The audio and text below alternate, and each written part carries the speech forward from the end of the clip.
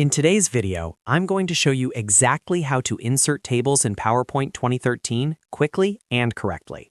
Tables are incredibly useful when you want to organize information into rows and columns, compare data, create schedules, or present structured content in a clean and professional way.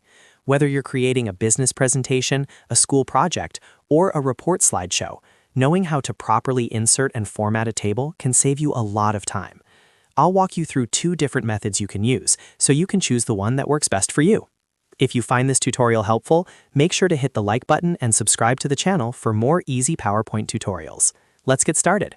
First, open your PowerPoint 2013 presentation. You can either create a new blank presentation or open an existing file where you want to add the table. Navigate to the specific slide where you want the table to appear. It's important to click on the slide thumbnail on the left so you're actively editing the correct slide before inserting anything. Once you're on the correct slide, go to the top menu and click on the Insert tab. The Insert tab contains all the tools you need to add different types of content to your slide, such as pictures, charts, shapes, text boxes, and of course, tables. In the Tables group, you'll see the Table button. Click on Table and you'll notice a grid appear in a drop-down menu. Now let's look at the first method. When you click the Table button, you'll see a grid of small squares.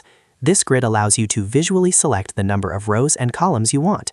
Simply move your mouse across the grid.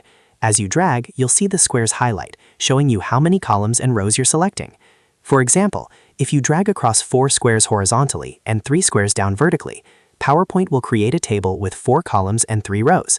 Once you've selected the size you want, just click, and the table will instantly be inserted onto your slide. You can then click inside each cell to type your content. This method is quick and perfect when you roughly know the size of the table you need. Now let's look at the second method, which gives you more precise control. Again, go to the Insert tab and click on Table. But this time, instead of dragging across the grid, click on the option that says Insert Table. A dialog box will appear. In this box, you can manually enter the exact number of columns and rows you want. Simply type the number of columns in the Columns field, and then type the number of rows in the Rows field. This method is especially useful when you need a larger table or when you already know the exact dimensions required for your data. After entering the numbers, click OK. PowerPoint will then insert the table onto your slide with the exact specifications you entered.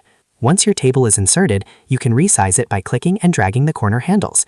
You can also adjust column widths and row heights by dragging the borders. If you click on the table, you'll notice 2 new tabs appear at the top, Design and Layout under Table Tools. These tabs allow you to change table styles, apply shading, add borders, merge cells, and customize the overall appearance of your table to match your presentation design. And that's it. That's how you insert tables in PowerPoint 2013 using both the Quick Grid method and the manual insert option. If this tutorial helped you, make sure to like the video and subscribe to the channel for more simple and practical PowerPoint guides. Thanks for watching, and I'll see you in the next video.